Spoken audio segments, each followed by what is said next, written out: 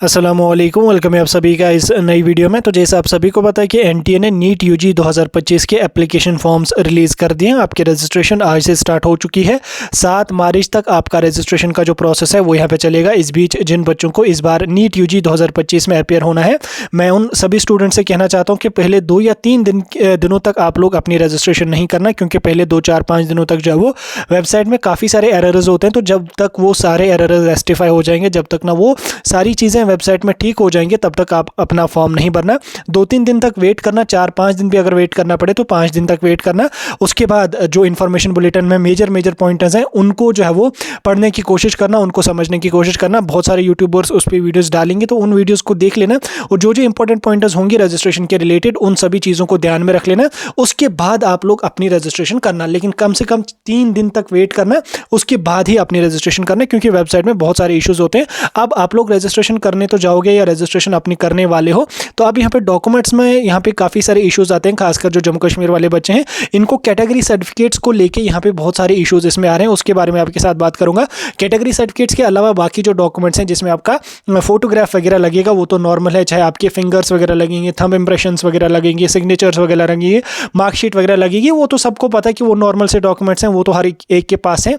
लेकिन कैटेगरी को लेके यहाँ पे बहुत सारे इश्यूज होते हैं। इसमें अगर हम देखेंगे नीट के एप्लीकेशन फॉर्म में जम्मू कश्मीर के हिसाब से जो कैटेगरीज हैं, जैसे हमारी आरबीए है, जेकेपीएम है, पीएसपी, हालांकि पीएसपी को तो अब एसटी वगैरह में डाल दिया गया, आरबीए है, जेकेपीएम है और भी बाकी सारी कुछ जो है वो एएलसी आईबी वगैरह कैटेगरीज है, उनका ऑप्शन आपको जो है वो नीट की रजिस्ट्रेशन पोर्टल पे देखने को नहीं मिल रहा है। तो उस बीच बच्चे क्या कर देते हैं, वो फॉर्म भरने के टाइम जो है वो ओबीसी को वहाँ पे सिलेक्ट कर देते हैं और ओबीसी में अपना फॉर्म भरते हैं। लास्ट पे डॉक्यूमेंट्स में जाके आरबीए या जेकेपीएम या कोई अदर कैटेगरी यानी कि एएलसी आईबी वगैरह को वहाँ पे डाल देते हैं, जो कि बिल्कुल गलत होता है। तो आपको क्या काम करना है, जो आपकी आरबीए है, जेकेपीएम है, एएलसी आईबी है या और कोई कैटेगरी है, ठीक, जिसका ऑप्शन वहां पे नहीं आ रहा है, तो आप लोग क्या काम करेंगे, आप अपना form as an open merit उस टाइम फिल करेंगे, ठीक, ओपन मेरिट आप भरेंगे। देन जब आपका नीट का एग्जाम होगा, उसके बाद जब आपकी काउंसलिंग हमारी होगी जम्मू कश्मीर में, ठीक, जम्मू कश्मीर में जो हमारी काउंसलिंग होती है वो जेकेपीओपी करती है 85% सीट्स के लिए, जो स्टेट कोटा का होता है 85%, उसमें आपको फिर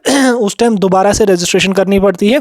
उस टाइम आपको दोबारा से अपनी कैटेगरीज वगैरह सेलेक्ट करने पड़ते हैं। तो उस टाइम जब आप रजिस्ट्रेशन कर लोगे काउंसलिंग के लिए जब जेकेपीओपी की वेबसाइट में, वहां पे आपको आरबीए का भी सेपरेट ऑप्शन देखने को मिलेगा, जेकेपीएम का भी सेपरेट ऑप्शन देखने को मिलेगा, एएलसी आईबी का भी ऑप्शन देखने को मिलेगा, और भी बाकी जो भी कैटेगरी सब कैटेगरीज हैं जम्मू कश्मीर की, सभी कैटेगरीज का आपको वहां पे ऑप्शन देखने को मिलेगा। क्योंकि जम्मू कश्मीर की जो रिजर्वेशन पॉलिसी है वो डिफरेंट है एज कम्पेयर टू जो सेंटर की रिजर्वेशन पॉलिसी है वो डिफरेंट है। तो उस वजह से जो है वो आरबीए, जेकेपीएम, एएलसी आईबी वगैरह का आपको ऑप्शन वहां पे नहीं देखने को मिलेगा। तो इसलिए आप गलती नहीं करना, आप ओबीसी वगैरह में फॉर्म नहीं डालना। ओबीसी अलग कैटेगरी है, आरबीए अलग कैटेगरी है, जेकेपीएम अलग कैटेगरी है, एएलसी आईबी अलग कैटेगरी है। तो आप बिना किसी टेंशन के ओपन मेरिट में फॉर्म अपना भर देना, ठीक, उससे कोई इशू नहीं होगा आपका।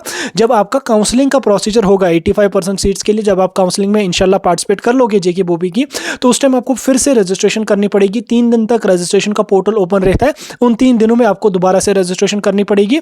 तो रजिस्ट्रेशन करने के बाद आपको कैटेगरी वगैरह सेलेक्ट करनी पड़ती है, तो उस कैटेगरी के अकॉर्डिंग आपको सीट्स दी जाती हैं, ठीक। अभी के लिए आप लोगों का जो कैटेगरी का मसला है, ये बस इसमें आपको जो वो फी ही कम हो जाएगी। बाकी फिर जब आप किसी भी स्टेट की रजिस्ट्रेशन के लिए अप्लाई करोगे, 85% सीट्स के लिए अप्लाई कर लोगे, वहाँ पे आपको अलग से उस काउंसलिंग के लिए अप्लाई करना हो, तो वहाँ पे आप अलग से ही जो है वो रजिस्ट्रेशन कर लोगे। और अगर कोई कैंडिडेट ऐसा है जिसको अभी कैटेगरी नहीं बन पा रही है, तो कोई इशू नहीं है, वो ओपन मेरिट में अपना फॉर्म भर दो। काउंसलिंग के टाइम आप लोग कैटेगरी को अपडेट कर देना। याद रखना, आरबीए को ओपन मेरिट में वहाँ पे फिल करना, काउंसलिंग के टाइम आरबीए वहाँ पे लगाना, ओबीसी में अपनी कैटेगरी नहीं डालना वहाँ पे। उसी तरह से कोई और भी कैटेगरी है जिसका ऑप्शन वहाँ पे नहीं आ रहा है, तो ओपन मेरिट में डाल देना बिना किसी टेंशन के।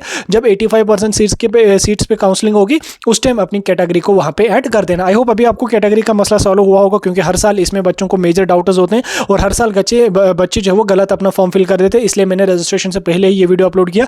कल जब रजिस्ट्रेशन का पोर्टल ओपन होगा, पोर्टल तो ओपन हो चुका है अच्छी तरह से, जब वेबसाइट चलेगी तो मैं फॉर्म फिलिंग के प्रोसीजर पर भी वीडियो डालूंगा, तो टेंशन लेने की कोई भी बात नहीं है।